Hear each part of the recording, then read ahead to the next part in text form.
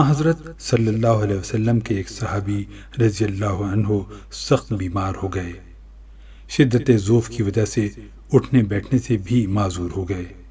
حضور پاک صلی اللہ علیہ وسلم عیادت کے لیے ان کے گھر تشریف لے گئے۔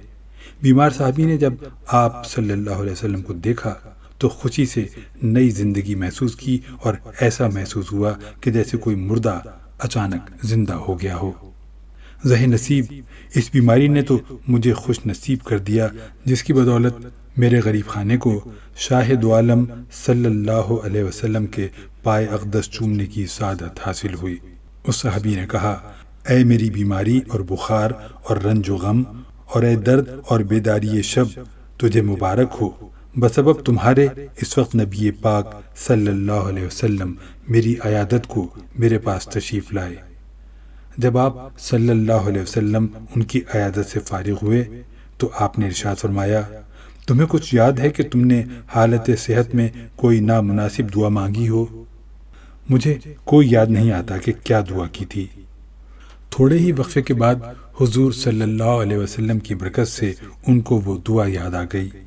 صحابی نے عرض کیا، میں نے اپنے اعمال کی کوتاہیوں اور خطاؤں کے پیش نظر یہ دعا کی تھی کہ اے اللہ تعالیٰ، وہ عذاب جو آخرت میں آپ دیں گے وہ مجھے اس عالم دنیا میں دے دیں تاکہ عالم آخرت کے عذاب سے فارغ ہو جاؤں۔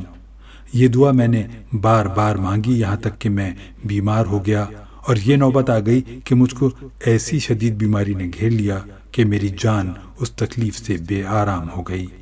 حالت صحت میں میرے جو معمولات تھے، عبادت و ذکر الہی اور اوراد و وظائف کرنے سے عاجز اور مجبور ہو گیا۔ برے بھلے اپنے بیگانے سب فراموش ہو گئے۔ اب اگر آپ صلی اللہ علیہ وسلم کا روح اقدس نہ دیکھتا تو بس میرا کام تمام ہو چکا تھا۔ آپ صلی اللہ علیہ وسلم کے لطف و کرم اور غمخواری نے مجھ کو دوبارہ زندہ کر دیا ہے۔ اس مضمون دعا کو رسول اللہ صلی اللہ علیہ وسلم نے سن کر ناراضگی کا اظہار فرمایا اور منع فرمایا کہ آئندہ ایسی نامناسب دعا مت کرنا۔ یہ آداب بندگی کے خلاف ہے کہ انسان اپنے مولا سے بلا و عذاب طلب کرے۔ انسان تو ایک کمزور چیونٹی کی مانند ہے، اس میں یہ طاقت کہاں کہ آزمائش کا اتنا پہاڑ اٹھا سکے۔ صحابی نے عرض کیا، اے شاہد عالم صلی اللہ علیہ وسلم، میری 1000 بار توبہ کہ آئندہ کبھی ایسی بات زبان پر لاؤں۔ حضور صلی اللہ علیہ وسلم، میرے ماں باپ آپ پر قربان، اب آئندہ کے لیے میری رہنمائی فرمائیے۔ آپ صلی اللہ علیہ وسلم نے اس کو نصیحت فرمائی جس کا ترجمہ ہے، اے اللہ، دنیا میں بھی ہمیں بھلائیاں عطا فرما اور آخرت میں بھی ہم کو بھلائیاں عطا فرما۔ خدا تمہاری مصیبت کے کانٹوں کو گلشن راحت میں تبدیل کر دے، آمین۔